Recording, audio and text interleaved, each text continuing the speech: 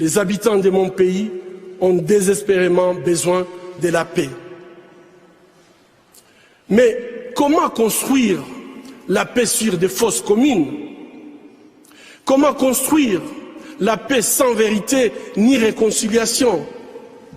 Comment construire la paix sans justice ni réparation?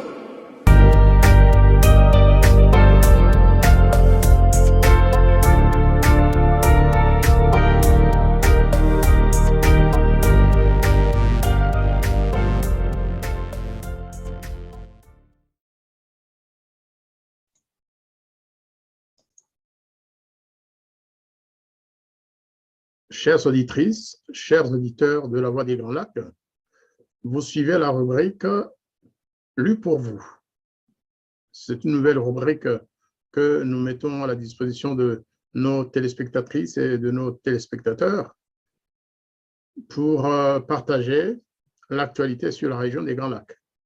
Aujourd'hui, nous parlerons d'un article qui concerne deux pays de cette zone, à savoir la République démocratique du Congo et l'Ouganda.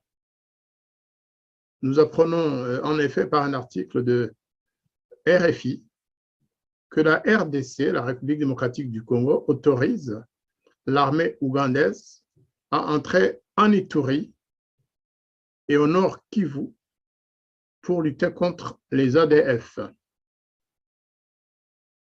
De quoi parle-t-on dans cet article? Donc, selon cette information de RFI, les forces armées ougandaises autorisées à pénétrer dans le territoire de l'Est de la République démocratique du Congo par le président congolais Félix Antoine Tshisekedi, qui a accepté la demande formulée par son homologue ougandais Yoweri Museveni depuis un certain temps déjà. L'article de RFI continue en disant « Cette intervention devrait prendre la forme d'une opération conjointe avec les FARDC. L'objectif est notamment de poursuivre le groupe armé ADF qui sévit dans la zone. Mais au regard de l'histoire récente entre les deux pays, c'est une décision, bien sûr, très sensible, qui n'a pas encore été annoncée officiellement par les deux chefs d'État. Donc, c'est une exclusivité que nous livre là Radio France Internationale. La décision du chef de l'État congolais a été prise vendredi soir, c'est-à-dire il y a 2 jours, parce que nous sommes dimanche le 28 novembre 2021. Et donc, cela a été confirmé par une source onusienne. Selon cette source, les Nations unies ont été informées de la volonté de Félix Tshisekedi de laisser l'UDPF, l'armée ougandaise, entrer sur les territoires du Nord Kivu et de l'Ituri. D'après nos informations, cette intervention prendrait la forme d'une opération conjointe, nous le disions tout à l'heure, avec les forces armées congolaises. Il reste à savoir si les FARDC, l'armée congolaise, si les FARDC seront en mesure d'assurer une telle opération. Le premier objectif est donc de combattre le groupe armé des ADF, les forces armées démocratiques alliées, qui sont considérées comme une force terroriste islamiste, d'origine ougandaise d'ailleurs. Un groupe qui multiplie les attaques contre les civils et les forces congolaises ces dernières années. Le 16 novembre dernier, il y a quelques jours, les autorités ougandaises ont également accusé les ADF d'être à l'origine de 2 attentats de Kampala. C'est cet événement qui a permis à Yoweri Museveni d'accentuer la pression sur son homologue congolais. Cela fait des années, en effet, que le président ougandais tente d'obtenir l'aval de Félix Tshisekedi, Lumumba, pour cette opération, car il existe également des enjeux économiques. En mai dernier, un consortium ougandais s'est vu attribuer la construction de plusieurs routes reliant les deux pays. Il s'agirait donc également de protéger les travaux. C'est un autre argument qui milite en faveur de l'acceptation de Félix Tshisekedi, donc de laisser passer les troupes ougandaises pour combattre les ADF qui menaceraient les travaux en cours. Pour l'heure, le gouvernement congolais n'a pas répondu aux sollicitations de Radio France Internationale, pour en savoir plus, je suppose, mais le président de la Commission défense et sécurité de l'Assemblée nationale, Bertin Moubonzi, a confirmé à RFI avoir été informé de la décision présidentielle. Là, on se rapproche de la vérité. Il affirme cependant, M. Moubonzi, que la mise en application de la décision doit encore être étudiée, notamment au Parlement. Même tonalité du côté des Nations Unies qui explique que la MONUSCO a été informée pour se coordonner avec les forces présentes sur le terrain, c'est-à-dire l'armée congolaise et l'armée ougandaise. La présence ougandaise en RDC est un sujet sensible, notamment pour les habitants de l'Est du pays. Les multiples conflits de ces dernières années ont régulièrement impliqué les puissances voisines et les violences ont laissé des traces dans les esprits. Pour plusieurs observateurs, membres de la société civile, mais aussi internationaux, la probable arrivée d'une autre puissance militaire en Ituri et au Nord Kivu est une menace de plus pour les civils. Ils estiment notamment que les ADF sont mêlés aux habitants, ce qui rend difficile leurs identifications. Les Ougandais y arriveront-ils mieux que les FARDC ou que la MONUSCO? S'interroge un des interlocuteurs de Radio France Internationale. Avant de conclure, c'est possible, mais ce n'est pas assuré non plus. Voilà l'article. C'est un article, effectivement, qui annonce que de sources sûres, le président Tshisekedi aurait accepté l'entrée de troupes ougandaises sur le territoire de la RDC. Rappelons que récemment, l'ancien groupe rebelle M23 a attaqué à plusieurs reprises la région de Rutshuru et a occupé plusieurs zones de cette région. M23 qui est soutenu, rappelez-vous, par le Rwanda. C'est donc dire que sur le territoire de RDC, à l'est de celle-ci, et même en Ituri, le Rwanda est présent. Les forces rwandaises sont présentes sur le territoire congolais. Et lorsqu'on connaît la tension qu'il y a aujourd'hui entre le président Museveni et le président Kagame, c'est-à-dire l'Ouganda et le Rwanda, on peut penser que cette tension pourrait, si on y prend garde, être transférée sur le territoire congolais. En clair, supposons que les forces ougandaises entrent sur le territoire congolais et qu'en face se trouve l'armée rwandaise.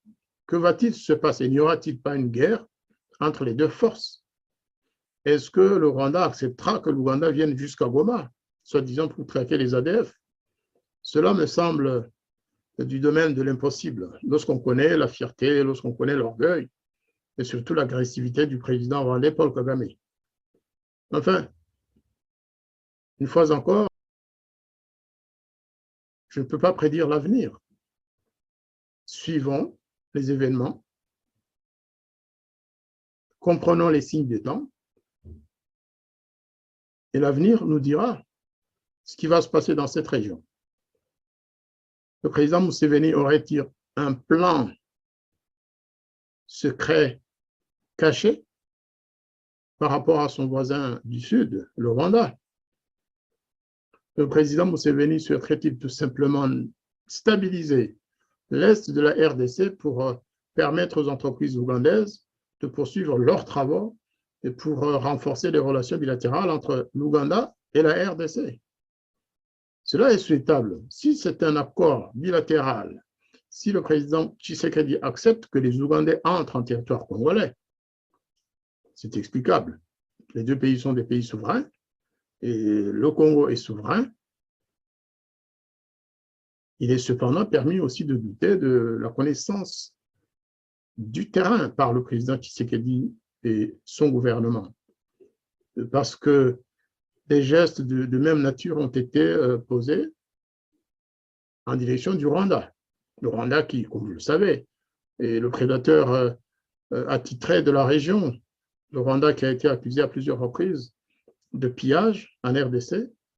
Le Rwanda qui est accusé, en tout cas l'armée rwandaise, qui est accusée d'avoir eu un rôle, le rôle primordial, le rôle clé dans les massacres qui ont été perpétrés contre les populations congolaises. Les millions de Congolais morts sont pour la plupart des Congolais, en tout cas dans l'imaginaire congolais, qui n'est pas loin d'être de correspondre à la vérité. Donc la mort de plusieurs millions de Congolais est attribuée aux invasions rwandaises dans ce pays. Souhaitons simplement que cette fois-ci, les décisions prises par Tshisekedi et son homologue ougandais soient dans l'intérêt du peuple et ne viennent pas s'interposer à la volonté et au désir de justice que ne cessent de proclamer la plupart des Congolais, surtout les familles des victimes qui ont laissé la vie dans ces agressions et dans les invasions multiples de l'armée rwandaise et parfois ougandaise en République sœur du Congo. Je vous remercie et je vous donne rendez-vous pour une prochaine émission sur le même sujet. Nous ferons intervenir des Congolais, des spécialistes de la question congolaise, mais aussi de la géopolitique de cette région d'Afrique des Grands Lacs. Merci beaucoup et à très bientôt. We are ready to defeat the terrorists and we are ready to bring peace back to Eastern DRC. Mapya barabara namna gani? We are safe.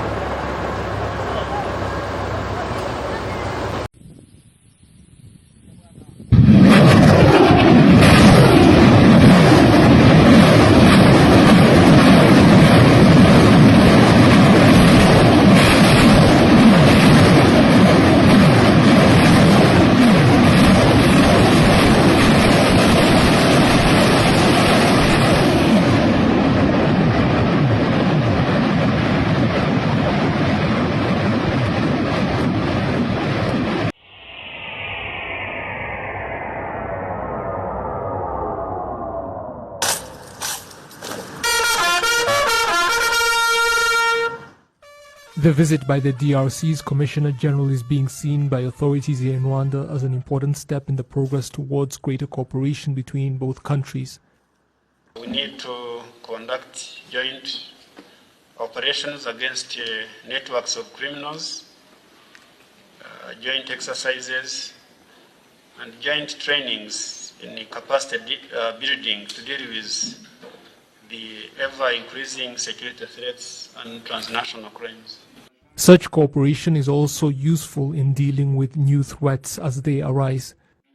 Face au développement sans cesse croissant des différents syndicats de crime, In the face of increasing crime syndicates that rely on ICT in their activities, as well as other sophisticated methods that they use to carry out crimes, we are obligated to be constantly ready to meet them head-on and stop them. nous avons l'obligation d'être prêts en tout instant pour les mettre en déroute. The two police officials also signed an agreement that will benefit not just their countries, but their region as well. Amasezerano akubiyemo by'ukuri ingingo z'ingenzi zijyanye no kubungabunga umutekano. The agreement includes articles on safeguarding the security of both countries and the region. It emphasizes that both police forces will fight cross-border crimes, Islamic extremists, groups like the FDLR and Rudurunana, and all others that may seek to destabilize regional security. This is very important because only the police forces can effectively deal with the people who may seek to destabilize the DRC's and Rwanda's security. abantu bose bagomba guhungabanya umutekano waba ari uw'abanyekongo cyangwa se n'uw'abanyarwanda. Then there is the matter of cross-border trade. Le Rwanda fait frontière chez nous avec le Nord Kivu et le Sud Kivu. Donc, Rwanda shares a border with North and South Kivu. So the commissioners of both provinces in Goma and Bukavu respectively need to closely work with their counterparts at Gisenyi and Cyangugu constantly in order to resolve such problems along our shared border. rencontrer tout le temps pour essayer de résoudre ces problèmes qui tracassent au niveau le long de la frontière. Apart from Les armées ougandaises et rwandaises ont été autorisées par le président Félix-Antoine Tshisekedi Tshilombo à entrer à l'est du Congo, dans la province du Kivu et en Ituri. C'est à quel prix et pour quelles conséquences? Est-ce un cadeau de Noël de Fachi à ses voisins rwandais et ougandais? Ou est-ce plutôt un piège militaro-diplomatique bien concocté et mûri par les conseillers du président congolais? Et les Congolais dans tout ça? C'est à toutes ces questions que nous essaierons, nous, à la Voix des Grands Lacs, de répondre pour essayer de comprendre les tenants et les aboutissants de cette problématique qui, depuis une trentaine d'années, n'a pas cessé de faire des vagues dans la région des Grands Lacs, provoquant la mort de millions de citoyens congolais, rwandais et même ougandais, burundais, et j'en passe. Beaucoup de sang a déjà été versé par les mêmes armées qui interviennent aujourd'hui en République démocratique du Congo. Pourquoi peut-on aujourd'hui leur faire confiance pour traquer une soi-disant rébellion islamiste? La raison invoquée est-elle vraiment la vraie raison ou est-ce juste un prétexte? C'est avec notre invité du jour, Patrick Mboyo, que nous ferons ensemble le cheminement pour mieux comprendre cette problématique.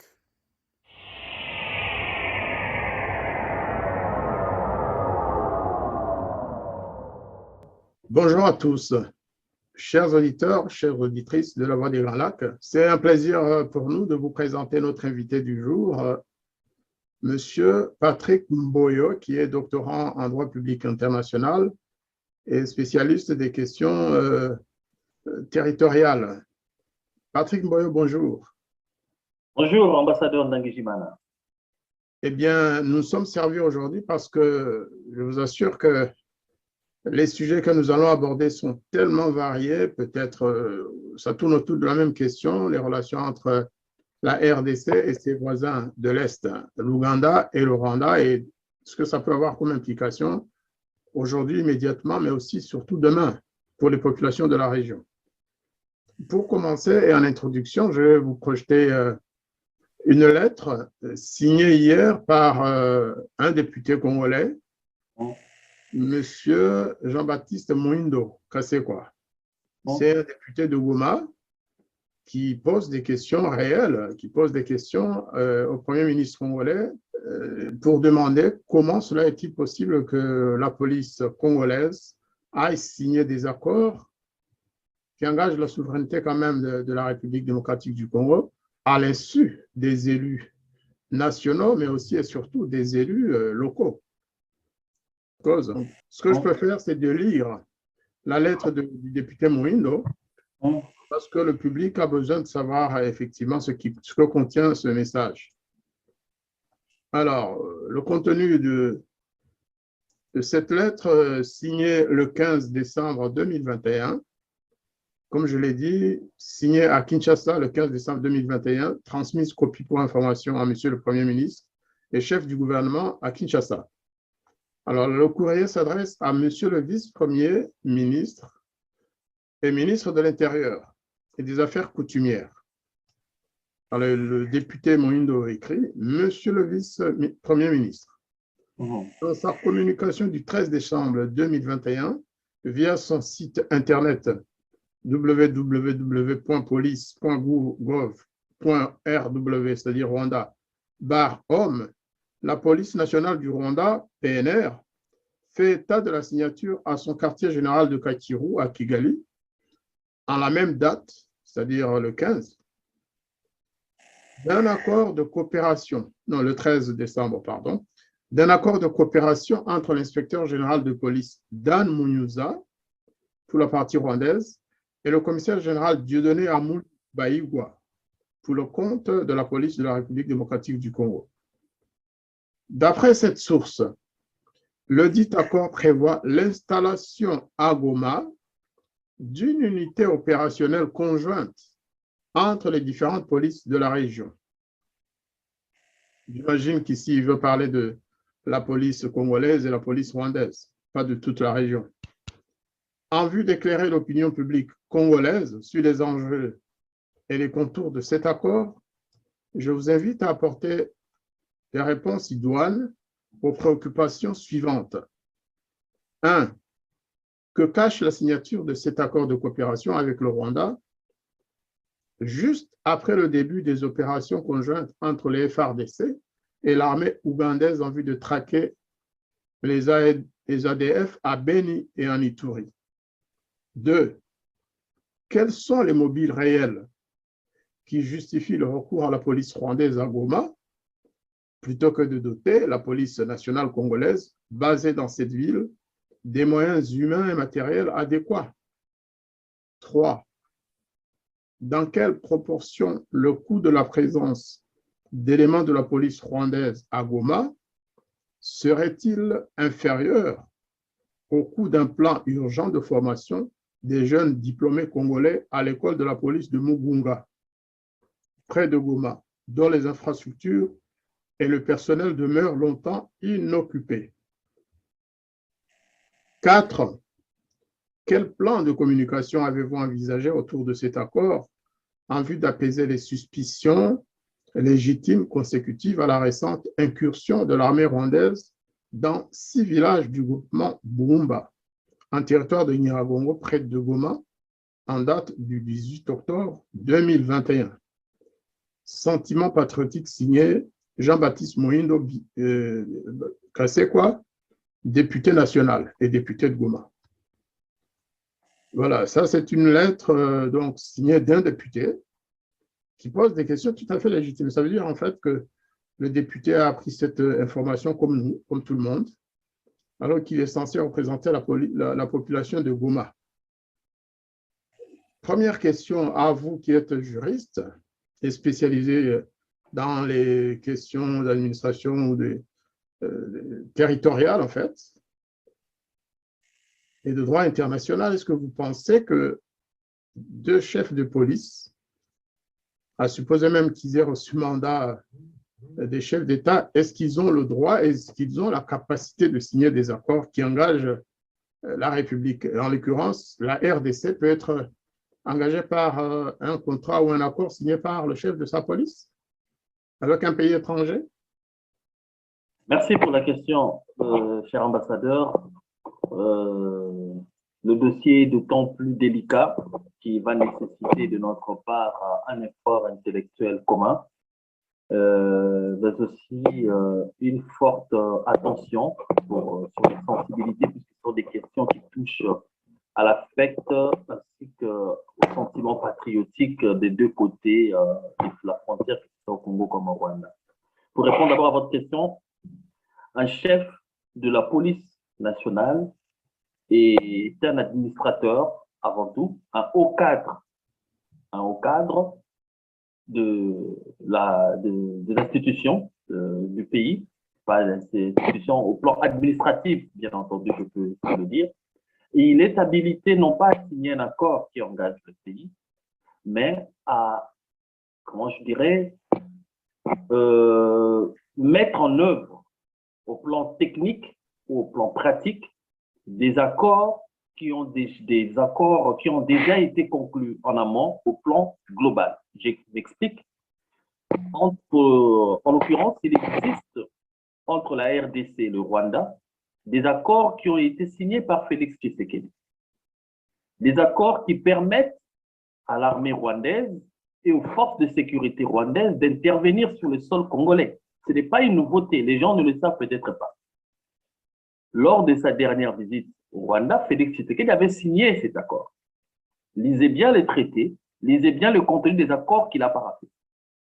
Le commissaire de la police nationale, l'inspecteur, je peux dire, de la police nationale congolaise, est allé au Rwanda dans le cadre d'une mission de travail. C'est pour ça, vous voyez, il n'y a aucun membre du ministère des Affaires étrangères qui a participé à cette négociation ou à la signature de cet accord. Le ministère des Affaires étrangères n'est pas représenté. C'est-à-dire, il y a déjà un cadre, un instrument international, comme on l'a dit, qui pose un cadre juridique par lequel cette application technique vient intervenir. Il ne s'agit pas d'un traité, il s'agit d'un protocole qui définit au plan pratique comment l'accord signé par le président actuel de la RDC avec le président du Rwanda va s'appliquer sur le terrain et dans en particulier le domaine sécuritaire.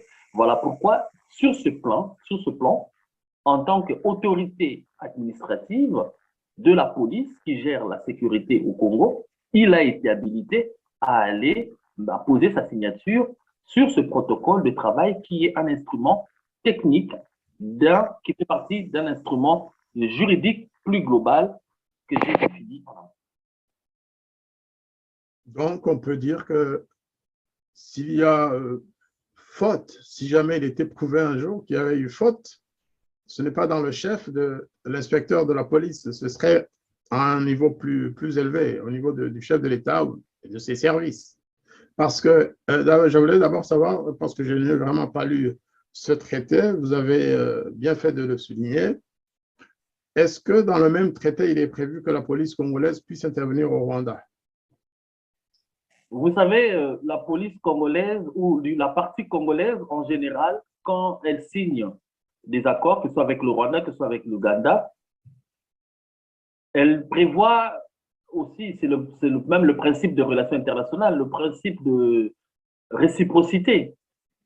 Mais est-ce que la République démocratique du Congo dispose en réalité des moyens pour faire valoir ce principe de réciprocité?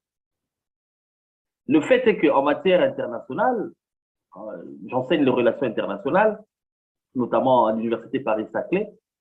Pendant plusieurs années, j'ai dit à mes étudiants que l'un des principes fondamentaux en matière de relations internationales, c'est la réciprocité. Un accord entre deux États, le Congo peut signer avec les États-Unis un accord de contrôle aux frontières pour lutter contre le trafic humain, mais est-ce que le Congo dispose de moyens pour détacher une unité à l'aéroport John Fitzgerald Kennedy de New York pour contrôler? Mais le Congo n'en dispose pas. Dans le cas du Rwanda, avec le Rwanda, oui, le Congo a sûrement prévu la possibilité d'aller travailler avec la police rwandaise au Rwanda. Mais est-ce que le Congo dispose de moyens? Est-ce que seulement, vous imaginez le pouvoir de Kigali permettre aux policiers congolais d'aller contrôler les citoyens rwandais à Gisenyi? La partie congolaise a prévu, bien entendu, cette possibilité d'aller, mais est-ce qu'elle en a le moyen, premièrement? Et deuxièmement, est-ce que vous imaginez le pouvoir de Kigali permettre à la police congolaise d'aller contrôler les citoyens rwandais à Gisenyi ou à Kigali?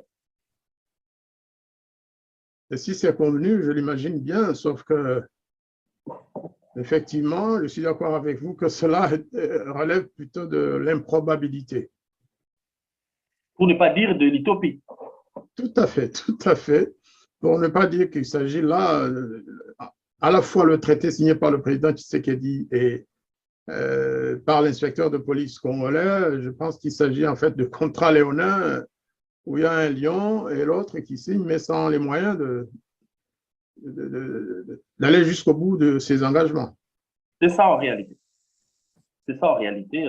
Il s'agit juste de présenter aux yeux de la partie congolaise ou de l'opinion congolaise un traité en disant, voilà, nous avons signé, nous aussi nous avons la possibilité d'y aller, mais regardez, ça ne se fera pas. En réalité, ça ne se fera pas. En réalité, ça ne se fera pas. On part d'un préjugé, d'un cliché que là où ça ne va pas, c'est en RDC. Visiblement, tous ces contrats qui sont signés actuellement, c'est pour aider la RDC. Ce n'est pas bilatéral au sens premier du terme. Ça se voit tout de suite. Même en ce qui concerne l'intervention ougandaise, ce n'est pas la RDC qui intervient en Ouganda, parce qu'en Ouganda, il y a aussi des problèmes.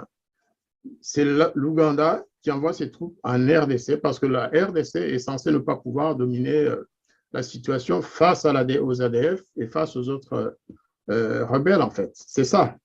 C'est le préjugé. Les deux parties conviennent qu'il en est ainsi. Et c'est ça qui est peut-être à analyser. Pourquoi on en est arrivé là? Pourquoi les Rwandais pensent que les Congolais ne sont pas en mesure de régler leurs problèmes? Et pourquoi les Ougandais proposent d'intervenir là où les ADF quand même sont restés en RDC pendant 20 ans, sinon plus? Pourquoi ils ne l'ont pas fait avant? D'ailleurs, c'est une question que j'allais vous poser. Pourquoi pensez-vous, on va faire du coq à l'âne, mais pourquoi les Ougandais interviennent aujourd'hui en RDC alors que les ADF, qui sont officiellement des rebelles d'origine ougandaise, sont restés en RDC pendant un peu plus de 20 ans? Pourquoi aujourd'hui, en somme? C'est une très bonne question parce que ça pose le problème de l'opportunité de cette intervention et surtout de sa pertinence. Un cancer, quand on veut le traiter, on n'attend pas qu'il arrive à la phase de la métastase. On commence à le traiter dès le premier jour où on a diagnostiqué le cancer. Toutes les forces négatives, tous les groupes armés qui pullulent à l'est de la RDC constituent une menace pour n'importe quel pays au monde. À commencer par les pays les plus proches qui partagent la même frontière physique avec la RDC. Les ADF sont des rebelles ougandais. Pendant plusieurs années, j'ai posé la question aux médias. Pourquoi ces rebelles ougandais ne commettent pas des affres, des tueries dans leur pays d'origine? Elle est censée se soulever contre le gouvernement de son propre pays. Mais pourquoi ces gens-là tuent, massacrent des pauvres paysans au Congo? Ce n'est pas que des hommes d'affaires qui viennent braquer ou des banques qui vont chercher à piller. Non, ils tuent un paysan qui va, ou un pêcheur qui va à la chasse, un paysan qui va labourer son champ. Une pauvre femme qui va travailler le champ, le soir, elle rentre, c'est à ce moment-là qu'on le tue. Et vous savez à quel moment ces gens-là opèrent? Ils choisissent bien les moments. Ils n'opèrent généralement pas le matin. C'est pourquoi les informations de tuerie arrivent le lendemain des faits. Ils opèrent souvent le soir. Ils attendent que les gens partent au travail, c'est-à-dire au champ, à la pêche, dans leurs activités agricoles. Quand ils rentrent et qu'ils sont fatigués, avec leur colis sur la tête, c'est là qu'ils interviennent et les tuent sauvagement et lâchement. Pendant tout ce temps, qu'est-ce que le gouvernement ougandais avait décidé de faire? Le gouvernement ougandais n'intervient pas aujourd'hui, ne décide pas d'envoyer l'armée de son pays par philanthropie, non. Ils ont décidé de le faire parce qu'il y a un problème, il y a une menace plus grande que les ADF qui se passent en RDC. C'est pourquoi ils interviennent aujourd'hui. Je précise je rappelle que l'Ouganda, en 1997, a envoyé son armée depuis la frontière au nord-est de la RDC jusqu'à Kinshasa, c'est-à-dire à plus de 1700 km de la frontière. L'armée ougandaise est restée au Congo, présente physiquement, matériellement, pendant au moins 1 an. Ils n'ont jamais pensé à éradiquer ces mouvements terroristes. L'armée ougandaise est intervenue encore bien plus après. Il y a eu même une bataille à Kisangani, la bataille entre l'armée rwandaise et l'armée ougandaise. La Cour internationale de justice a été saisie. L'Ouganda a été condamné. Qu'est-ce que l'Ouganda a fait pour pouvoir éradiquer ce mouvement? L'Ouganda a préféré tuer des Congolais plutôt que de s'occuper des ADF. Mais aujourd'hui, les ADF sont devenus un mouvement terroriste, entre guillemets, affilié à l'État islamique. L'armée ougandaise propose de venir aider la RDC, mais ils ne viennent pas aider la RDC en réalité. Ils sont là pour protéger les intérêts de la sécurité de l'Ouganda qui se sont aujourd'hui bien plus menacés. Pareil du côté du Rwanda. Si la police rwandaise veut aujourd'hui s'installer au vu et au su de tout le monde, mais c'est parce que pendant plusieurs années, les actions en coulisses ou les actions maquillées ne donnent plus les résultats escomptés. Qui ne sait pas que la visée du Rwanda a toujours été d'avoir une expansion sur le territoire congolais? au Nord Kivu notamment. Donc, ce sont dans les deux cas des projets expansionnistes qui ont changé de configuration avec l'arrivée du pouvoir de Félix Tshisekedi. Parce que ces choses ne pouvaient pas se passer sous Kabila, puisque avec Kabila, je vous assure, et tout le monde le sait, que si on nous avait annoncé que l'armée ougandaise est intervenue au Congo le 30 novembre, le 1er décembre, il y aurait eu des émeutes partout dans le pays. Partout dans le pays. Parce que tout le monde savait que Kabila, ou le sait que Kabila a des accointances avec ces gouvernements, avec ces pays-là, le Rwanda et l'Ouganda notamment. Et certains pensent même qu'il est originaire du Rwanda. Il faut dire les choses telles qu'elles sont. Et dans la conscience collective congolaise, ça aurait été une insulte de plus. Mais aujourd'hui, ça ne l'est pas moins avec Tshisekedi que ça l'aurait été avec Kabila. Or, la difficulté maintenant, c'est que les Congolais se retrouvent dans une position où ils savent que Tshisekedi est un enfant du pays. Et ils savent que derrière Tshisekedi, il y a une forte pression tribale. Et ils savent, les Congolais savent que si aujourd'hui, ils doivent se soulever contre Tshisekedi, contre le pouvoir de Tshisekedi, ce sont leurs propres frères qui vont payer de leur sang. Il y aurait des affrontements terribles entre ce groupe fanatisé, tribaliste, très tribaliste, qui est autour de Félix Tshisekedi, et ceux qui veulent sauver la nation. Voilà pourquoi les gens sont un petit peu dans une sorte d'attentisme, dans l'expectative. Il y a à la fois de la frustration, de la colère, mais aussi le sentiment, la fibre nationale qui veut qu'on ne doit pas réagir sur la colère de peur de faire du mal à nos propres frères. C'est ça la problématique dans laquelle on se retrouve aujourd'hui. Eh bien, cette problématique est posée. Je rappelle que tous ces événements, c'est-à-dire l'entrée des troupes ougandaises en RDC, la prochaine, ou si ce n'est pas déjà fait, entrée de la police rwandaise à Goma pour occuper cette ville, hein, c'est une façon de... La police rwandaise, il faut dire, et il faut le savoir, c'est une police militarisée. Ce n'est pas une police de paix comme on en trouve dans d'autres pays. C'est vraiment des militaires qui ont été transformés en policiers. Mais au départ, ce sont des policiers, plutôt des militaires, des commandos, spécialisés dans toutes les opérations. Au Rwanda, on les considère comme les tueurs par excellence. C'est eux qui opèrent quand il faut aller exécuter quelqu'un, c'est eux qui opèrent quand il faut enlever des opposants politiques ou des youtubeurs ou des journalistes. C'est cette police qui tue, qui viole les femmes pendant que, en même temps, on enferme les gens pour question de Covid au Rwanda. Eh bien, donc, tout cela se passe sur un fond quand même qui n'a pas cessé d'interroger les observateurs tous ces derniers temps. Il y a eu d'abord, si vous permettez, je vais rappeler l'histoire de Rwandair à Goma.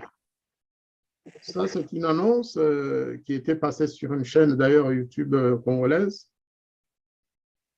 Mais c'est une annonce rwandaise qui annonce justement que le 15 octobre 2021, Goma allait devenir une plateforme, c'est la plateforme par excellence de Rwandair. Rwandair, c'est la compagnie d'aviation soi-disant publique au Rwanda, mais en fait, elle appartient à la famille de Kagame et à ses associés. Il y a une grande société qui s'appelle Crystal Venture. C'est eux qui contrôlent tout ça. Dans le budget national, il est souvent très difficile de retrouver les traces de ce genre de sociétés qui appartiennent à des particuliers, mais qui sont réputées être des sociétés d'État. Rappelons que quelque temps avant, l'année dernière, je pense, un général rwandais avait expliqué que là où les services rwandais n'arrivaient plus physiquement à se projeter en marchant, il a dit, nous ne ferons plus 2000 km pour arriver à Kinshasa, pour faire nos affaires, nos business. C'est ce qu'il avait dit. Ça veut dire aller massacrer, tuer et enlever les gens. Il a dit, désormais, nous le ferons par Rwandair. Là où nous avions 1 an à faire en marchant, à pied, désormais, nous pouvons le faire en 2 heures, faire notre business et rentrer tranquillement à Kigali. C'est ce qu'il avait annoncé. Eh bien, effectivement, on l'a observé après. Je ne dis pas que ce soit mauvais que Rwanda opère en RDC, hein, non, pas du tout. Après tout, c'est des pays voisins qui ont aussi des relations d'affaires. Mais qu'on décide que la ville de Goma, l'aéroport international ou national de Goma allait servir de plateforme pour les vols internationaux de Rwandair, à l'époque, nous avions dit que c'était le meilleur moyen d'infiltration que le Rwanda ait pu rêver en RDC. On sait comment ça se passe. On sait comment ça s'est passé avec l'Ouganda, on sait comment pendant la guerre du FPR, les gens allaient, ne revenaient pas, on envoyait d'autres, et puis à un moment donné, vous pensez avoir 50 personnes, vous en avez 500 après quelques temps. Donc c'est une infiltration systématique et autorisée en fait. Ça c'est Rwandair. Et puis il y a eu des incursions. On ne peut pas l'oublier, le mois dernier, le mois avant, il y a eu des incursions en provenance du Rwanda en RDC. Bon, rappelez-vous, l'entrée du M23, dont on n'a pas su après quelle a été finalement l'issue. Est-ce qu'ils sont rentrés vraiment au Rwanda, comme on l'a dit, comme l'avait dit le porte-parole de l'armée congolaise? Est-ce que le M23 est toujours du côté de Rutshuru? Sont-ils rentrés au Rwanda? Sont-ils partis en Ouganda où ils opèrent, ils vont, ils viennent entre les deux pays? Et donc, la signature de cet accord se fait sur fond de tous ces événements. Rappelez-vous aussi de l'attaque sur Bukavu. Bukavu a été occupé pendant presque 24 heures par des rebelles venus d'on ne sait où. Aujourd'hui encore, personne n'est en mesure de dire l'identité de ces gens-là. Et c'est en ce moment que des pays voisins entrent. OK, s'ils entrent avec l'autorisation du président Tshisekedi et de son gouvernement, ça peut s'entendre, mais est-ce que c'est vraiment le cas? Patrick Mboyo, je sais que vous suivez très bien la situation en RDC, mais aussi et surtout les événements de l'Est du Congo. Pensez-vous que ce mouvement de troupes ougandaises et rwandaises, parce que la police chez nous, ça fait partie des troupes d'agression, nous le savons. Munyuza, entre autres, celui qui a signé l'accord, le chef de la police rwandaise, il est sur la liste des assassins qui ont été pointés du doigt par le rapport Mapping. Hein. C'était un des criminels déjà qui devrait être recherché. Est-ce que vous pensez que ces mouvements de troupes vont permettre à la RDC de recouvrer la paix et la sécurité à l'intérieur de ses frontières? Est-ce que vous pensez que la souveraineté du Congo est garantie? Est-ce que la balkanisation dont on parlait avant n'est pas déjà engagée ou en tout cas parfaite en ce qui concerne la ville de Goma, la ville de Beni, une partie de l'Ituri et l'Est du Congo en général? Merci pour ces observations pertinentes, cher ambassadeur. Pour commencer déjà par la dernière question, la balkanisation du Congo n'est plus d'actualité. En tout cas, ça fait longtemps que la proposition avait été enterrée parce que les études, vous savez, moi, je travaille sur le droit des collectivités territoriales, c'est ma spécialité. À part le droit international public, que j'ai étudié à l'université de Kinshasa, c'est le droit des collectivités territoriales sur lesquelles je me suis spécialisé en France. Sur la partition du Congo tel que ça a été prévu, on s'est rendu compte qu'on allait avoir plus de difficultés qu'avec le Soudan du Sud. Vous voyez l'état dans lequel se trouve le Soudan du Sud aujourd'hui, parce que le Soudan du Sud n'est pas, comment je peux dire, n'a pas la maîtrise de ses richesses.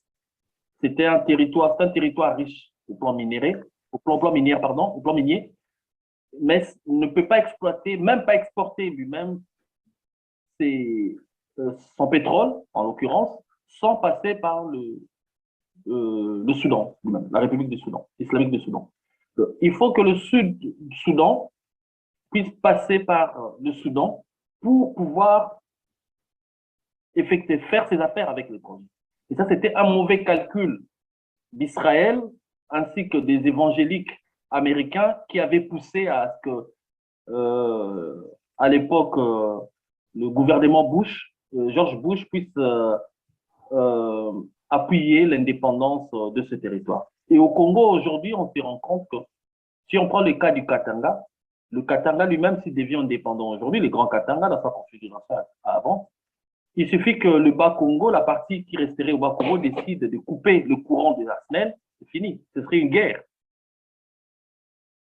On allait très vite entrer en guerre entre la partie sud-ouest du Congo, parce qu'on avait envisagé la partition du pays en 4, cette balkanisation. Le sud-est avec essentiellement le Katanga, le sud-ouest avec le Bandundu et le Bas-Congo, Kinshasa, qui allait partir aussi, et les deux Kasaï. On allait entrer en guerre tout de suite, parce que le Katanga n'allait pas accepter de voir que le Bas-Congo la partie sud-ouest allait imposer au Katanga de payer l'électricité plus chère qu'aujourd'hui. Plus cher. Donc, ça allait être déjà le début d'un conflit. Et au niveau du nord, les ports du Bas-Congo, le port de Matadi et de Boma, allaient constituer encore un problème parce que toute la partie nord, le territoire nord, l'Équateur, une partie du Bandundu aussi du nord, qui allait constituer notre État, ne peut pas vivre sans ce port-là. Parce que le temps de jeter un pont sur la partie nord du fleuve Congo et de bénéficier des importations par le port de Pointe-Noire, ça allait prendre plusieurs années. On allait encore se retrouver avec des problèmes.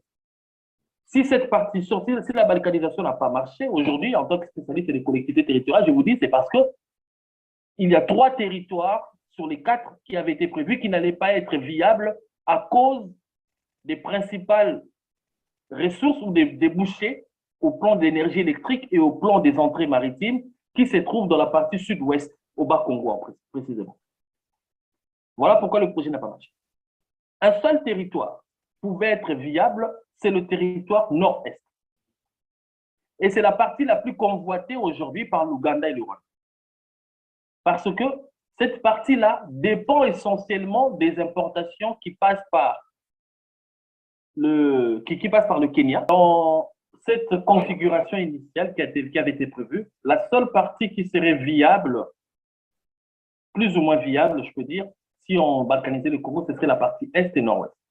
Et c'est justement la partie que convoite l'Ouganda et le Rwanda, dans le but de garder une emprise totale sur cette partie du Congo. Or, le plan de balkanisation a été écarté. En tout cas, dans les principales capitales du monde, dans les pays les plus puissants du monde, on a mis ce plan à côté. En politique, rien n'est définitif. En tout cas, pour le moment, le plan a été mis de côté. Or, sur la base de ce plan initial, le Rwanda et l'Ouganda veulent faire valoir leurs intérêts sur cette partie. Or, il se trouve que les deux pays sont dans une hostilité terrible qui a atteint son paroxysme. Aujourd'hui, Paul Kagame a compris que la survie de son régime, il le doit simplement à l'élimination du régime de Kampala. Museveni aussi a compris que la survie de son régime n'est possible que s'il élimine le régime actuel. Les deux régimes ne peuvent pas perdurer. En tout cas, leurs leaders ou les personnes qui les incarnent arrivent à une tranche d'âge ou à un état ou à un niveau où leur santé ne leur permet plus d'envisager le pouvoir dans une dizaine d'années. Ils peuvent encore rester au pouvoir, au mieux, je peux dire, 5 ans. Mais Kagame ne sera plus au pouvoir dans 10 ans, ni Museveni. Et il faut que les deux s'assurent comment pérenniser leur héritage, ce qu'ils ont construit. Et ceux qui sont partisans de Museveni, ceux qui font partie de son régime, savent que après le départ de Museveni, Kagame va chercher à les faire partir par tous les moyens. Museveni, et du côté de Kigali aussi, ils le savent, que si Kagame part, le régime de Museveni cherchera à les chasser du pouvoir par tous les moyens. Donc, pour se constituer un fonds de guerre, si je peux le dire ainsi, un effort de guerre, c'est au Congo. L'effort de guerre sera au Congo. Et le terrain de jeu pour préparer cet affrontement qui va arriver, c'est le Congo. C'est pourquoi ils ne se cachent plus. C'est pourquoi tous les deux négocient d'une manière ou d'une autre à être présents au Congo. Pour Museveni, c'est une question aussi économique parce que la frontière entre le Rwanda et l'Ouganda est fermée depuis 2 ans. Excusez-moi si je me trompe, depuis 2 ans. Donc, tout ce qui constituait comme débouché économique pour la partie sud de l'Ouganda, qui partait vers le Rwanda, ne peut plus être exporté. Ça doit être maintenant envoyé au Congo. Pareil pour la partie nord du Rwanda, il faut qu'ils trouvent un débouché au Congo.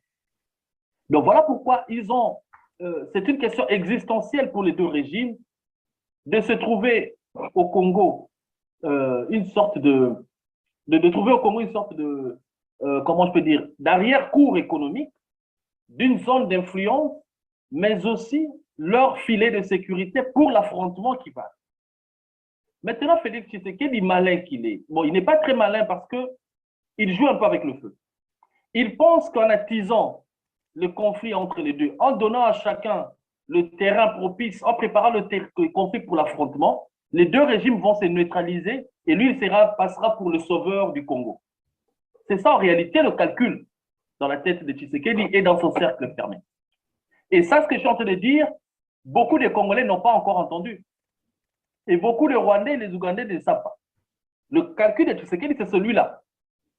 Faciliter le terrain, donner le moyen au Rwanda et à l'Ouganda de s'affronter pour que les deux régimes se neutralisent.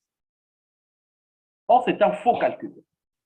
Puisque ce qui va se passer sera pire que ce qui s'est passé à Kisangani. Et la communauté internationale ne viendra pas sauver Félix Tshisekedi. Ne viendra pas. Donc, la voie de la sagesse maintenant consiste à se ressaisir, à faire comprendre, surtout au pouvoir de Kinshasa, que c'est un mauvais jeu. Moi, je considère parfois le pouvoir de Tshisekedi comme un enfant qui pense que pour qu'il soit invisible, il suffit qu'il fasse ça. Cacher, trouver. C'est comme ça qu'un enfant réfléchit. Si vous le faites ça, l'enfant pense qu'en fermant les yeux, il n'est plus visible, il disparaît. Or, ce que Félix Tshisekedi pense aujourd'hui, les services de sécurité de ces pays l'ont déjà anticipé depuis longtemps. Il y a des notes qui existent.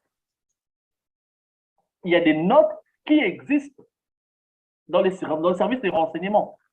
C'est pourquoi maintenant, on veut le prendre un petit peu en ce jeu. Le Rwanda sait que Tshisekedi ne considère pas Tshisekedi comme un allié, il considère le pouvoir de Tshisekedi comme un ami de l'Ouganda.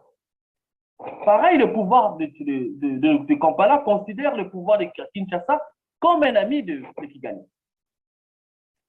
C'est-à-dire, s'il y aura affrontement, les deux vont s'en prendre au pouvoir de Kinshasa d'une manière ou d'une autre. C'est ça la tragédie qui nous guette.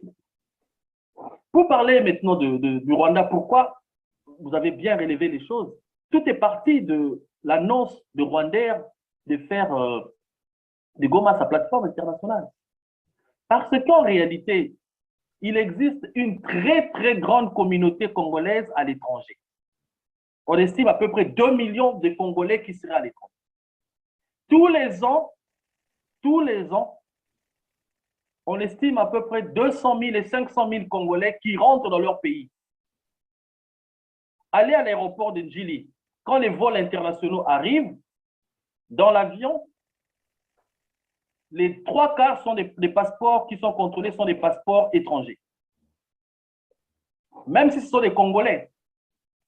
Donc, si vous prenez un avion, un vol international classique, un quart est constitué des nationaux qui voyagent, qui ont le passeport congolais, 2/4 de l'avion, la moitié de l'avion, des Congolais qui ont acquis la nationalité étrangère, et 1/4, ce sont des expatriés, des personnes, des étrangers avec leur propre passeport. Maintenant, il y a une forte communauté congolaise aussi qui a émigré depuis 1997 à partir des guerres qui se sont passées. On a amené des Congolais à l'étranger, on leur a donné de l'asile. Et ces gens-là arrivent, constituent une grande partie de ceux qui voyagent. Et quand ils arrivent à Kinshasa, ils ont besoin de prendre l'avion pour aller à Goma, à Kisangani, à Bukavu pour voir leur famille. Et le Rwanda a compris cette manne. Quand vous avez au moins 100 000 passagers, prenons au moins, je dirais même au bas mot, 50 000 passagers par an. 50 000 passagers par an pour une compagnie d'aviation, au Congo, vous êtes assuré de faire des bénéfices. Parce que quand vous prenez 50 000, on a 52 mois dans une année, dans 52 000, vous avez au moins 1000 passagers par semaine. Quand vous avez 1000 passagers par semaine, vous mettez un avion qui fait des rotations, faites les calculs. Un avion peut prendre des types de ceux qui voyagent au Congo, c'est plus ou moins 100, 150 passagers. Donc, vous avez au moins 10 rotations ou 8 rotations par semaine. Ça, je ne parle que des Congolais qui rentrent voir leur famille de l'étranger, sans compter ceux qui sont sur place. Donc, c'est une forte manne financière qui représente le Congo. Les gens ne le savent pas. Et nous autres qui sommes intellectuels, nous avons fait des recherches, fait des calculs. Rwandair table sur au moins 1000 passagers par semaine. Ce qui lui fait 8 à 10 rotations d'avion. Prenez un billet, si vous avez 1000 passagers par semaine qui vous payent $200, faites le calcul, 1000 multiplié par 200, vous avez $200 000. Et si vous en avez 50 000 comme ça, 200 qui vous payent 50 000 $, donc vous avez combien? Vous avez presque 5 millions, je peux dire, de dollars. 5 millions de dollars de chiffre d'affaires. Rien que pour cette partie. Donc, vous imaginez, ce n'est pas anodin, ce n'est pas rien. Sans compter les plus-values, les bagages, les annulations, les assurances, tout ce qui va derrière. Donc, c'est une bonne manne financière. Mais on pense que ce n'est rien. Ce n'est pas rien. Maintenant, cette plateforme qui arrive, au-delà du plan financier que représentent les voyages des Congolais. Entrons maintenant dans le cadre de... pardon, tout à l'heure, je faisais le calcul pour un billet de 200 € pour 50 000 passagers. On était à peu près 5 millions, je peux dire 10 millions, grosso modo. 10 millions à peu près. Prenons maintenant le cas de Goma en tant que centre des ONG internationales. L'aéroport de Goma est devenu un aéroport international, je peux dire depuis les événements du Rwanda de 1994. Et peut-être même avant. Il y a à Goma toutes les instances, toutes les instances qui travaillent dans le système des Nations Unies. Toutes sont là. Et chaque semaine ou chaque jour, il y a des agents qui viennent et qui quittent Goma. Faire de Goma une plateforme aéroportuaire, cela veut dire contrôler qui sont les agents internationaux du système des Nations Unies qui entrent et qui sortent de ce territoire. C'est de la manne financière, mais c'est aussi une mine de renseignements, parce qu'au plan des renseignements civils et des renseignements militaires ou paramilitaires, contrôler cette partie, rien qu'avec l'aéroport, mais c'est énorme. Vous savez qui vient, qui sort, quels sont les bagages qui entrent, quels sont les bagages qui restent, et vous avez des informations que vous pouvez contrôler et dont vous pouvez vous servir de façon incroyable. Il est temps maintenant que les gens comprennent que les enjeux qui se passent aujourd'hui, qui se présentent aujourd'hui, les événements qui se passent aujourd'hui, ce sont des événements qui constituent des enjeux majeurs pour le Congo dans 10 ans. Et si le pouvoir de Tshisekedi continue de croire qu'il va être invisible juste en faisant ça, en fermant les yeux, en mettant les yeux sur le visage comme un gamin, il va se retrouver avec une grosse patate entre les mains lorsque la situation va exploser. En tout cas, j'espère qu'on ne va pas en arriver là. Voilà un petit peu ma petite lecture depuis mon modeste laboratoire par rapport à cette situation. Alors, Patrick Moyo, dans votre laboratoire, vous avez oublié un élément important, c'est les voyages des citoyens rwandais, des officiels, des services de renseignement et autres qui passent par Goma et qui ont donc la capacité de projection, comme disait le général Moubarak. Ça, c'est plus politique et c'est plus service par rapport justement à l'importance de cette plateforme aéroportuaire. Parce que l'argent, c'est bien, mais en même temps, qu'ils surveillent la MONUSCO, c'est ce que vous vouliez dire, qu'ils surveillent les ONG, en même temps, leur service à eux se projette à Lubumbashi, à Kinshasa et ailleurs. En fait, je ne voulais pas redire ce que vous avez déjà dit dans votre propos liminaire. Vous avez déjà annoncé ça, qu'il ne s'agissait plus de marcher sur 2000 km. En 2 heures, ils peuvent faire ce qu'ils faisaient en 1 an. Vous l'aviez déjà dit. Alors, c'est simplement que j'ai évité de rebondir. Tout à fait. Mais en fait, cette plateforme va permettre de contrôler la ville de Goma et l'est de la RDC. Ça, c'est sûr. Exactement. Voilà. Et maintenant, quand vous ajoutez l'arrivée de la police, quand vous ajoutez le M23 qui est probablement en partie encore en RDC, c'est ce qu'ils disent, en tout cas les gens du M23. Ils disent qu'ils sont du côté de Rutshuru, qu'ils attendent qu'on les attaque, qu'eux ne bougent pas. Donc, eux, d'un côté, ils disent qu'ils sont là, et de l'autre côté, l'armée congolaise prétend que le M23 s'est retiré vers le Rwanda. Qui croit? En fait, il y a un triptyque dans cette affaire. Il y a un outil économique, il y a des moyens sécuritaires et militaires qui doivent suivre, et il y a derrière une menace qui doit justifier. Si on prend le cas du Rwanda, l'outil économique, c'est l'arrivée des Rwandais et l'aéroport de Goma, plateforme internationale, aéroportuaire. Il faut un dispositif sécuritaire pour accompagner l'outil économique, parce qu'il faut joindre l'utile à l'agréable. L'utile, c'est l'argent. L'agréable, pardon, c'est l'argent. Mais l'utile, c'est le renseignement. C'est ça qui importe. Ce n'est pas tellement l'argent qui est plus important. C'est d'abord le renseignement. L'outil économique n'est là que pour amadouer les Congolais, si je peux le dire ainsi. Présenter la carotte aux Congolais. Et derrière, à côté de la carotte, il doit y avoir le bâton. La carotte pour le Rwanda, c'est Rwandais. Le bâton, c'est le M23. Tant que le M23 est là, mais aussi il ne faut pas oublier derrière les Interahamwe, soi-disant, puisque après les M23, derrière, on fait toujours allusion aux Interahamwe. Je ne sais pas qui sont les Interahamwe aujourd'hui, s'ils sont toujours là, s'ils n'existent pas, s'ils ont disparu. Et derrière encore, il y a les Maï-Maï et plein d'autres que le Rwanda déteste et qui a constitué son fonds de commerce pendant plusieurs années. Soit vous prenez la carotte qui est rwandaise, soit on vous présente le bâton, le M23, Interahamwe et les autres, et au milieu, il y a le dispositif sécuritaire par la coopération policière, entre guillemets. Du côté de l'Ouganda, la carotte, c'est on va construire des routes au Congo. On veut développer la partie du nord-est du Congo. Le bâton, ADF. Si vous ne vous occupez pas de l'ADF, nous allons le faire nous-mêmes. Et au milieu, il y a quoi? La coopération militaire, l'intervention conjointe. C'est la même logique, le même triptyque. On dit qu'il n'est pas pire aveugle que celui qui ne veut pas voir. Et ces situations sont concomitantes. En tout cas, dans un laps de temps toujours assez proche. On annonce Rwandais en octobre.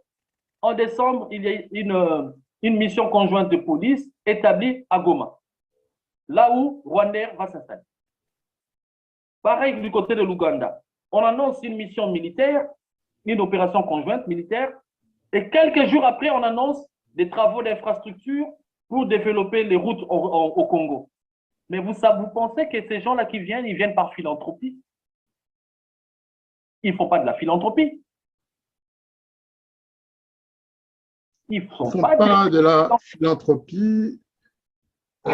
Et en plus, ils utilisent des prétextes, en fait, pour en faire des arguments de justification. Lorsqu'on parle, par exemple, de l'élément ADF, on a commencé par ça, rappelez-vous, on a dit, mais Les ADF sont au Congo depuis quasiment 20 ans. Et l'Ouganda n'était pas entré. Maintenant, il y a l'opportunité de la construction des routes entre Bunagana et Goma. Le déploiement des troupes qui devront protéger cette route, ça, ce sera automatique, hein, puisque le préjugé, le point de départ, c'est que le Congo n'arrive pas à contrôler cette partie de son territoire, donc l'Ouganda doit le faire. Les ADF, au moins, ont, j'allais dire, les ADF existent, on les voit tous les jours. Ils tuent à Beni, ils tuent en Ituri, ils massacrent des populations civiles congolaises. Les ADF sont présentes en RDC de façon visible. Et elles se réclament d'une certaine idéologie islamiste. Justement, on s'étonne que certains disent que les ADF dépendent en partie aussi du Rwanda, que le Rwanda soutient les ADF. Et plusieurs preuves en ont été apportées. Certains chefs des ADF vivent à Kigali. Ils ont des maisons payées par l'État rwandais. Ils voyagent avec des passeports diplomatiques rwandais. Ça aussi, c'est du domaine public pratiquement. Mais aujourd'hui, on s'étonne que l'Ouganda puisse intervenir pour s'attaquer aux ADF, les mêmes ADF que soutient le Rwanda, les mêmes ADF qui, dans leur sein, comprennent une composante rwandaise venue du Rwanda. Ou alors un mélange entre les ADF réels et les M23 ou d'autres mouvements rebelles congolais subventionnés par le Rwanda. J'utilise bien le terme subventionné parce que c'est public, même si on ne le retrouve pas dans le budget national du Rwanda. De l'autre côté, le Rwanda parle souvent des Interahamwe. Qui sont les Interahamwe? C'est la question que vous venez de vous poser en réalité. Les Interahamwe, c'est les miliciens qui, en 1994, ont participé ou ont accompli le génocide des Tutsis au Rwanda. Vous savez, moi, tous les chefs des Interahamwe que je connais sont morts. Aujourd'hui, quand vous allez à l'est de la RDC, ce qu'on appelle les Interahamwe, faussement, ce sont des réfugiés rwandais, des mamans, des grands-mamans, des enfants qui sont nés après 1994, des enfants qui naissent aujourd'hui. Il est vrai que là aussi, il y a une composante militaire constituée par les FDLR. Mais est-ce que les FDLR s'attaquent aux populations congolaises? Parfois, il y a des problèmes. On ne va pas non plus se mentir. Il peut y avoir des problèmes entre les FDLR et des rebelles congolais. Mais les FDLR n'attaquent pas la ville de Goma pour faire des razzias. Ils ne vont pas s'attaquer aux populations de l'Ituri. Ils sont essentiellement des réfugiés. Ils n'ont pas choisi d'aller en RDC, eux. Ils sont en RDC depuis l'époque du Zaïre. Ils sont devenus des militaires parce qu'ils devaient se défendre contre les attaques de l'armée rwandaise. Ce n'est pas comme les ADF qui, eux, ont choisi de quitter l'Ouganda et d'aller occuper un territoire de la RDC et de s'attaquer à ces populations. Donc, il ne faut pas qu'à Kigali, on continue à faire cette sorte de parallèle entre les ADF et les FDLR. Ce n'est pas du tout la même, ce n'est pas la même chose. Les FDLR vivent dans des camps des réfugiés rwandais. Il y en a au moins 245 000 en RDC qui ont été recensés par le HCR. En tout cas, on peut dire que réellement, sauf que Kigali veut bien sûr exagérer un peu les choses, les FDLR posent moins de problèmes aux autorités congolaises que les ADF. Ce n'est pas comparable. Maintenant, effectivement, on peut aussi se poser la question de savoir, mais quand prendra fin ce phénomène des FDLR, de militaires rwandais ou de leurs enfants qui sont devenus militaires, qui se sont armés pour se défendre, quand est-ce que ça prendra fin? Est-ce que le Congo peut continuer à garder des militaires étrangers sur son territoire? Est-ce qu'il ne faudrait pas envisager quand même des négociations aussi sur ce sujet pour que le Rwanda reprenne ses citoyens? C'est une très bonne question parce que cela m'amène à expliquer maintenant pourquoi le pouvoir de Tshisekedi est arrivé à comprendre, à choisir cette option qu'il faut laisser les forces rwandaises et ougandaises se neutraliser entre elles. Tant pis si ça va se faire sous le sol congolais, tant pis si on va perdre des morts, mais ce sera une fois pour toutes et puis on n'en parlera plus. Parce que c'est un désarroi. Ils sont arrivés à un point pour conclure qu'on n'a pas de solution. Face au pouvoir du Rwanda, face au pouvoir de l'Ouganda, on ne peut pas se défaire. On est trop liés, ça fait trop longtemps qu'ils nous connaissent, qu'ils nous ont infiltrés, on ne peut rien faire. La seule solution, c'est d'attendre qu'ils se neutralisent. Or, c'est une erreur. Ce qui est arrivé, ce qui nous a amené à arriver à ce point, c'est le fait, bien sûr, qu'on a été infiltré pendant plusieurs années. Quand vous avez un pays qui a eu à la tête de son armée pendant 1 an, un chef d'état-major militaire étranger, je dis bien étranger, chef d'état-major militaire étranger, ministre des Affaires étrangères étranger, même en 24 heures, si vous donnez les clés de votre armée, de vos affaires étrangères à un étranger, on vous dépouille tous les secrets, même en 24 heures.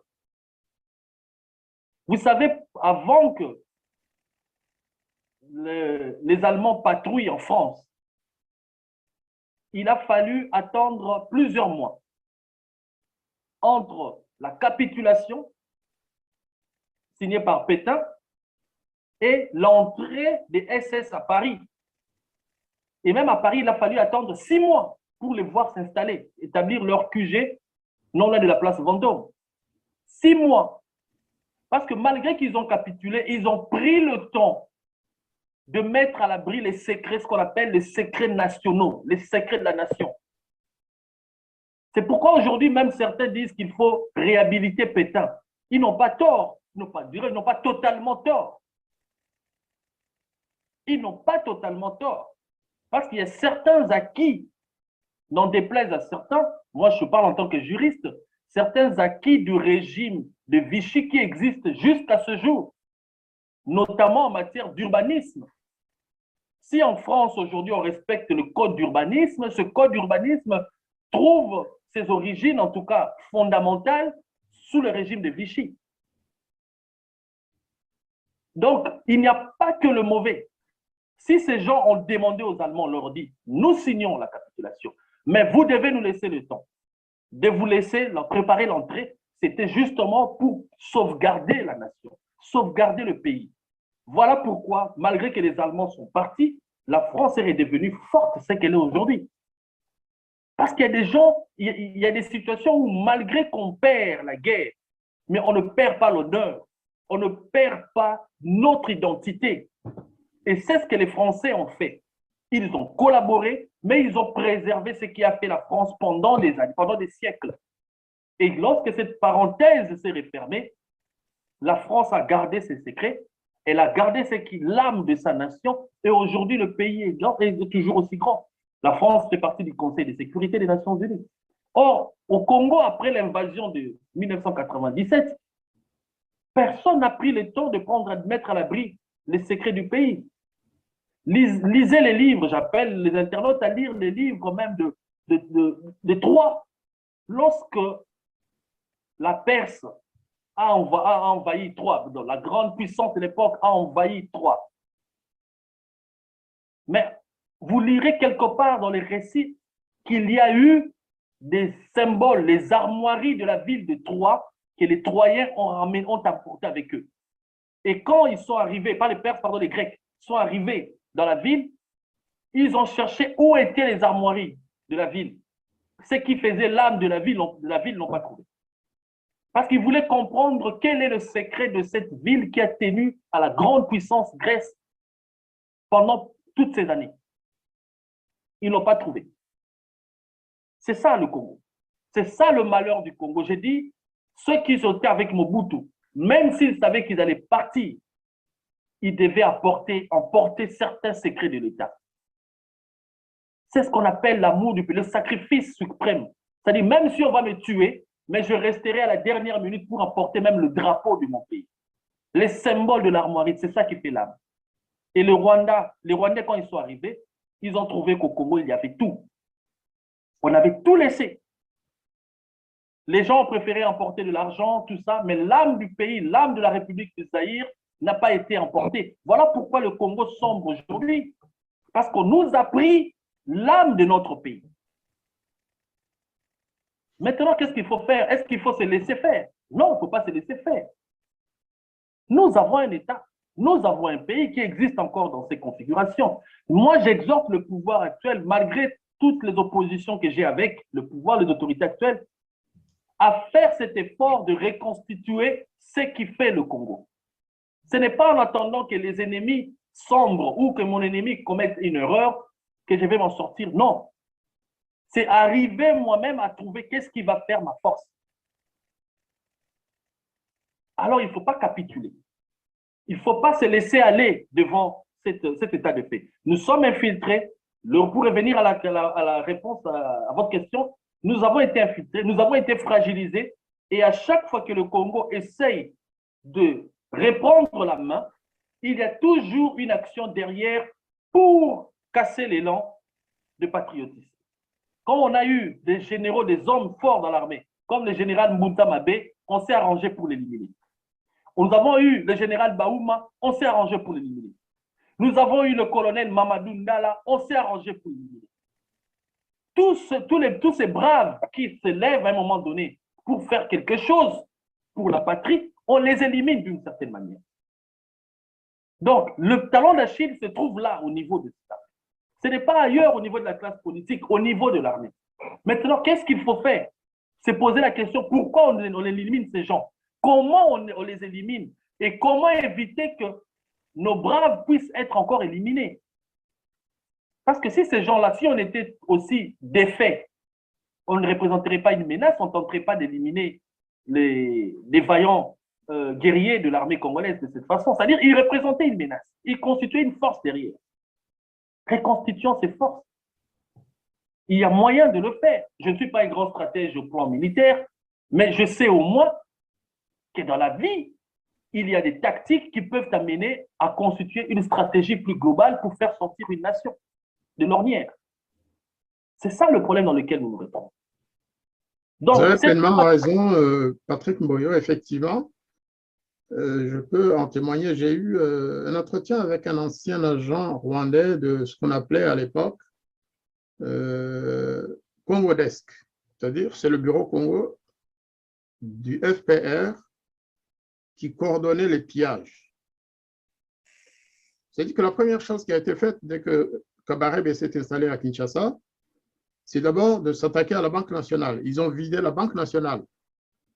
Tout ce qu'il y avait comme or, tout ce qu'il y avait comme stock de dollars, ça a été embarqué sur des avions spéciaux vers Kigali. Ça, on peut le vérifier, mais c'est la vérité. C'est un ancien du Congo-Desk qui était actif, qui a été à Kinshasa, qui a été à Kisangani, qui a été à Goma, qui m'a raconté comment ils opéraient ces gens. Donc ça, c'est un. Ensuite, ils se sont attaqués effectivement aux archives. Les archives du ministère de la Défense, les archives des services de documentation. Ils ont tout chargé sur des avions vers Kigali. La vérité. Hein? Et donc, qu'est-ce qui reste à un pays lorsque ces archives sont parties, lorsque tout le stock d'or, de dollars et d'autres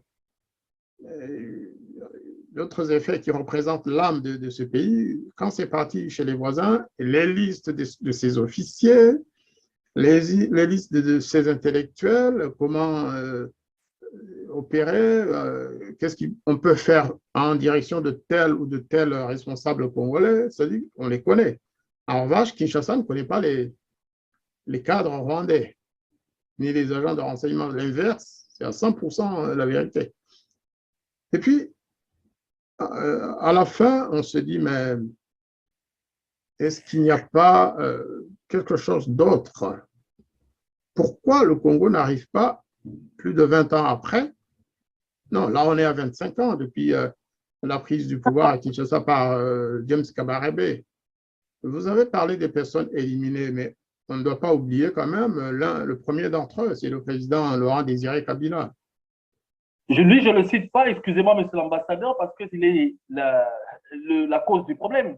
C'est la cause, mais au moins, il a le crédit d'avoir commencé à comprendre. Il a commencé à comprendre et à partir du moment où il a commencé à comprendre, il a été éliminé. Il a payé de sa vie son erreur. Moi, je considère que le grand Désiré Kabila a payé sa dette en réalité, mais il n'est pas, pour moi, plus héroïque que ça. Il avait vendu son pays, il a vendu son pays, il en a payé de sa vie. Ce n'est que justice. Excusez-moi, mais je pense qu'en matière du Congo, en matière d'État, en matière de nation, il ne faut pas faire dans les sentiments. Et puis, son sacrifice n'a pas servi à grand-chose, finalement. Si on peut dire, est-ce qu'après, les Congolais se sont ressaisis pour dire, tiens, effectivement, on peut se défendre. La preuve, c'est qu'aujourd'hui, on n'a pas de police pour garder la ville de Goma, pour la protéger, c'est quand même extraordinaire. Autre chose, un autre élément qui étonnerait plus d'un, il faut savoir que le Rwanda a envoyé des troupes au Mozambique. Le Rwanda a envoyé des troupes en Centrafrique, soi-disant pour combattre des rébellions dans ces deux pays. Et au Mozambique, notamment, c'est les amis des ADF, en fait, que le Rwanda est allé combattre. Mais aujourd'hui, j'ai lu la presse rwandaise où les gens fulminent contre Tshisekedi, le Congo en général, des officiels rwandais, hein, dans les journaux pro-FPR, hein, pro-gouvernementaux. On accuse Tshisekedi d'avoir livré le Congo à Museveni. Vous confirmez ce que je disais tout à l'heure? Oui, exactement. D'un côté, on le voit l'ami de Kampala, et de l'autre, on le voit l'ami de Kigali. Tout à fait, tout à fait. Il est coincé, si on peut utiliser un terme aussi trivial. Le Rwanda qui se projette au Mozambique à quelques milliers de kilomètres ne supporte pas que le Congo, de son côté, puisse s'entendre avec son voisin bilatéralement pour que des troupes rwandaises arrivent en RDC, alors que le Rwanda, lui, envoie des troupes à des milliers de kilomètres. C'est un peu ça, c'est cette opposition, ce conflit qu'il y a entre les deux présidents, Museveni et Kagame, effectivement, se traduit par cette sorte de jalousie. C'est comme une jalousie. Kagame est jaloux par rapport à Museveni. Il dit, pourquoi Tshisekedi donne ça? C'est comme des enfants qui se battent pour les cadeaux de Noël. Et moi, je dis que Tshisekedi s'est transformé en Papa Noël qui est en train de donner des cadeaux à ses voisins. Il dit, Museveni, prends ça, tu prends le Nord, Kivu, tu prends Beni, tu prends Ituri, et puis voilà. Kagame dit, oh, toi, tu prends Goma. Et puis, on verra après. Mais les enfants risquent de se bagarrer entre eux pour justement se partager ce butin cadeau. Est-ce que cette image est exagérée, Patrick Boyo? Pas du tout, cher ambassadeur, pas du tout. Pour moi, je suis d'ailleurs, je parle souvent sous votre contrôle et je suis très honoré de voir que vous corroborez mes propos puisque vous avez l'expérience. Vous avez l'expérience, pas seulement l'expérience par rapport à l'âge, parce qu'en Afrique, on a toujours vénéré les aînés, mais par rapport à la pratique, à votre profession. Vous avez travaillé, vous savez de quoi vous parlez. Moi, j'ai des lectures, des recherches, des documents, la documentation, la lecture, une analyse croisée, mais vous avez la pratique derrière. Donc, nous sommes en train de dire la même chose et en apportant des éléments qui renchérissent les discours de l'un et de l'autre, mais simplement, ce Papa Noël qui n'en est pas un risque de se retrouver qu'à un moment donné, ce n'est pas à des gamins qui fait des cadeaux, c'est à des adultes, il y a des adultes armés derrière et qui, à un moment donné, ils vont arriver à un point où ils vont se dire, bon, il y en a marre du Père Noël. Voilà, comme le dit un des titres d'un film, le Père Noël est une grosse, voilà, point de guillemets. Je ne peux pas le dire par respect pour les internautes. Donc, c'est ça le problème, le risque est celui-là. Mais est-ce que, parfois je me demande, c'est tellement clair à voir comme de l'eau de l'or roche, qu'on se demande, est-ce que dans les services, les gens qui sont payés pour faire le travail que vous et moi faisons, des réflexions, de production des notes et des conseils, est-ce que ces gens-là se rendent compte que c'est tellement facile d'aboutir à telle conclusion, à telle lecture, qu'il faut pousser la réflexion plus loin? Mais en réalité, peut-être c'est facile pour nous parce que nous avons cette capacité intellectuelle. L'expérience aussi pour vous, cher ambassadeur Ndangijimana. Mais c'est incroyable de voir que les gens qui sont payés pour faire ce travail ne vont pas plus loin dans la réponse. Il y a un élément important que vous ne signalez pas, c'est peut-être l'élément indépendance et liberté de parole. Parce que, vous savez, le président Tshisekedi a des grands conseillers, dont je connais certains, qui sont des gens de très, très grande valeur. Des professeurs, des juristes, des politologues et tout. Mais est-ce qu'ils ont une marge de manœuvre pour s'exprimer, pour dire ce qu'ils pensent au président, mais est-ce qu'ils sont écoutés? Alors que nous, quand nous faisons des analyses, c'est pourquoi nous devons les faire, d'ailleurs, en nous adressant parfois à ces responsables politiques, au président Tshisekedi, qu'on respecte, avec ses conseillers que je respecte, dont je connais certains, qui sont mes amis, mais ils n'ont pas, je pense, ou alors ils ne se donnent pas assez de liberté pour donner leurs conseils au président et d'en tirer des leçons pour des actions idoines. Je crois qu'en ce moment, justement, où nous faisons ces analyses, il faudrait que le président Tshisekedi accorde une grande importance à la lettre du député Moïndo. Il ne faudrait pas que ça reste dans un chiffon, un papier qui va chez le Premier ministre ou chez le vice-premier ministre et qu'on en arrête là. Il faut absolument que la ville de Goma soit prise en main par des Congolais. Il faut que la police congolaise obtienne les moyens que réclame le député et sans doute d'autres personnes qui sont les électeurs de ce député. En fait, cher ambassadeur, je ne pense pas que ces gens qui l'entourent ne soient dénués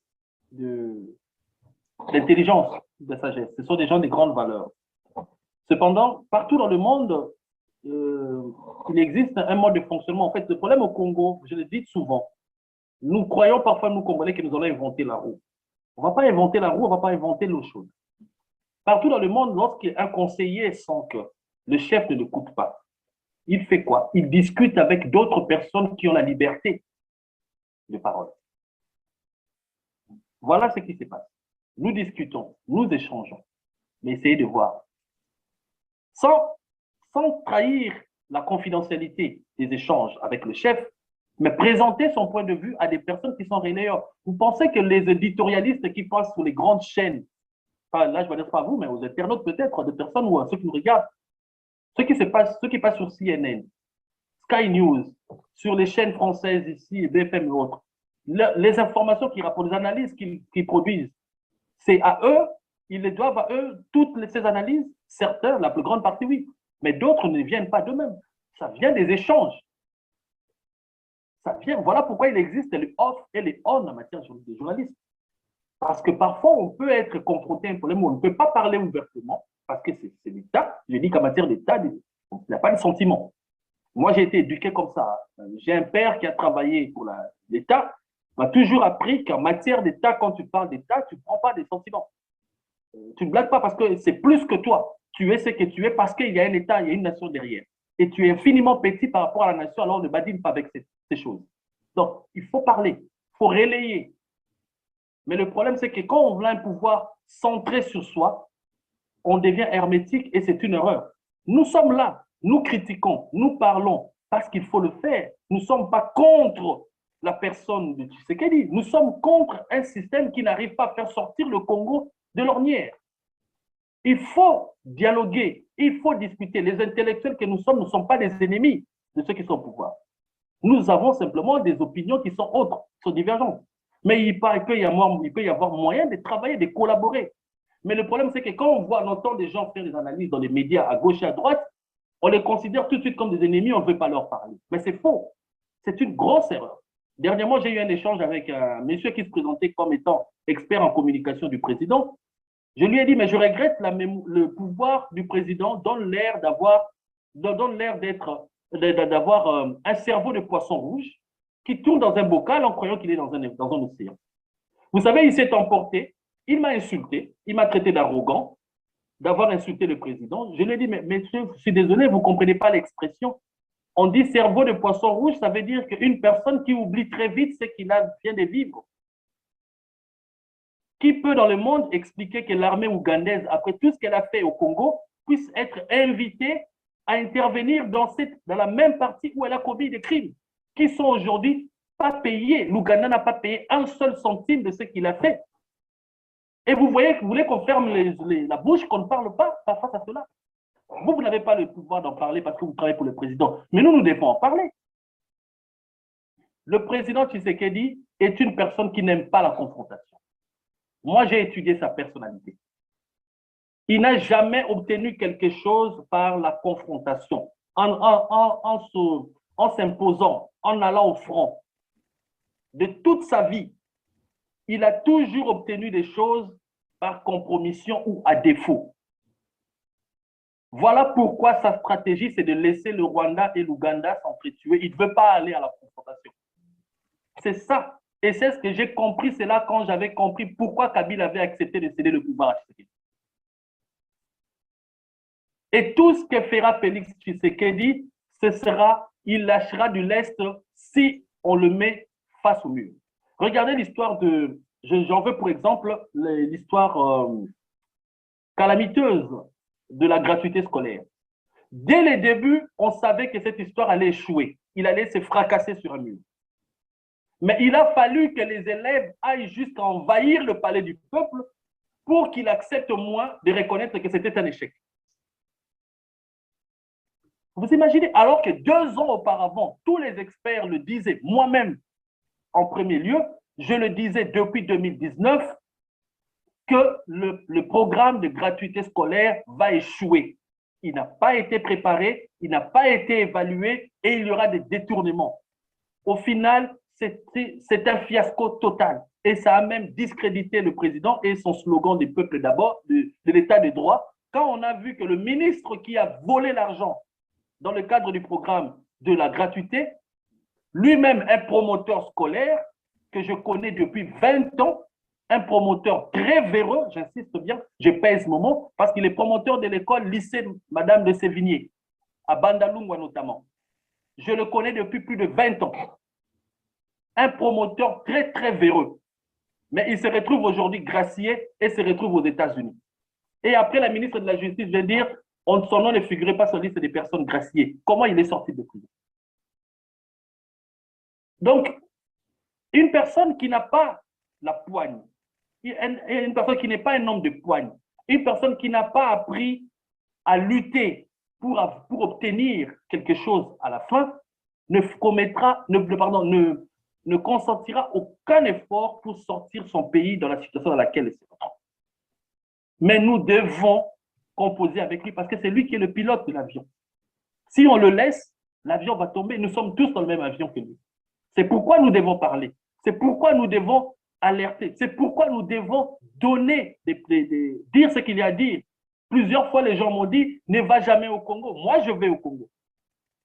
Je parle et je vais au Congo. Je dis, tant pis.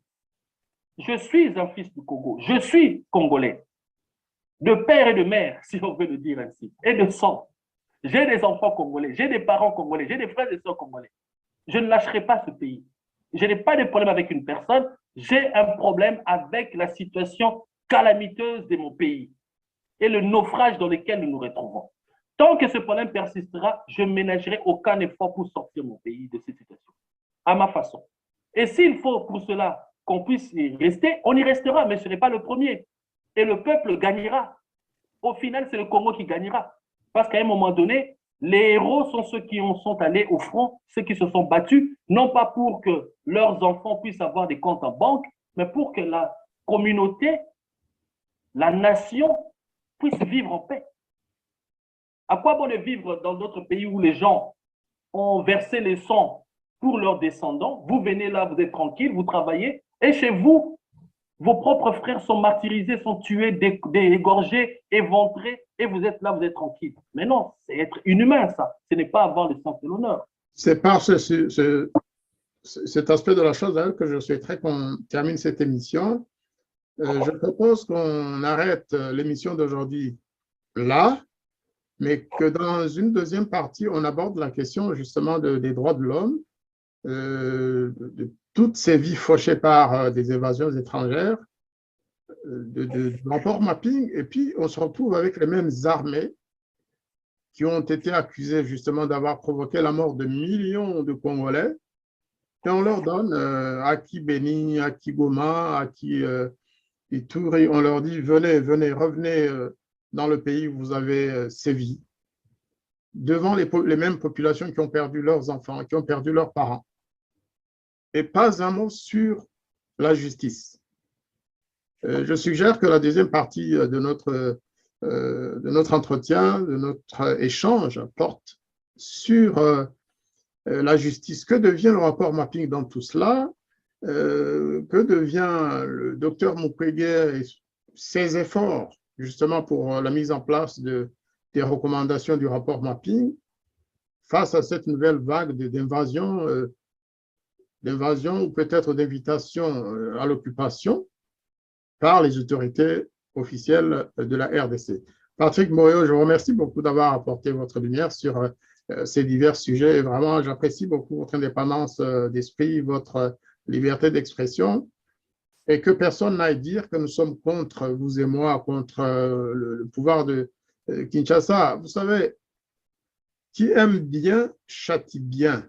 Si nous nous permettons d'être si sévères, c'est parce que nous souhaitons que le Congo connaisse la paix. Moi, je ne suis pas congolais officiellement, mais je puis vous garantir que dans mon esprit, je suis très congolais, aussi congolais que vous et que les autres Congolais. Je ne peux pas accepter que quelqu'un vienne troubler la paix en RDC. Si j'avais les moyens de pouvoir y contribuer au retour de la paix et surtout de la coexistence et de la cohabitation entre les deux pays avec les autres pays de la région, je jouerais bien mon rôle. Parce que je n'ai pas une carte d'identité nationale, mais mon cœur est très congolais à la fois. Je vous remercie beaucoup. Si vous avez un mot à dire à la fin, je vous laisse la parole, Patrick Boyo. Je vous remercie infiniment, Monsieur l'ambassadeur. C'est un honneur pour moi d'être invité par vous. Et j'apprécie beaucoup vos efforts, surtout pour garder un lien d'amitié avec le Rwanda, entre le Rwanda et la RDC, mais aussi l'Ouganda, parce que vos efforts concernent les pays des Grands Lacs en général, la RDC, l'Ouganda, le Burundi et le Rwanda. Merci pour cet effort. Merci d'être ce pacificateur, ce passeur de pont. Je suis tout ce qui passe chez vous, qui soit ougandais, rwandais, burundais, congolais, à qui vous donnez la parole. Continuez dans cette initiative. Je pense que c'est une démarche très noble. C'est une diplomatie numérique que vous menez, si je peux l'appeler ainsi. Mais Excellence, je vous tire mon chapeau et je vous remercie pour cet honneur que vous m'avez fait d'échanger avec vous. Merci beaucoup et à très bientôt, Patrick Boyo. À très bientôt, monsieur l'ambassadeur.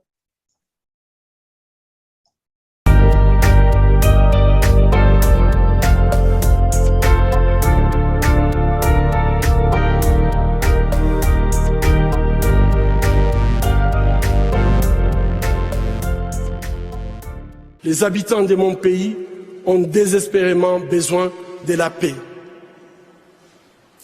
Mais comment construire la paix sur des fausses communes? Comment construire la paix sans vérité ni réconciliation? Comment construire la paix sans justice ni réparation?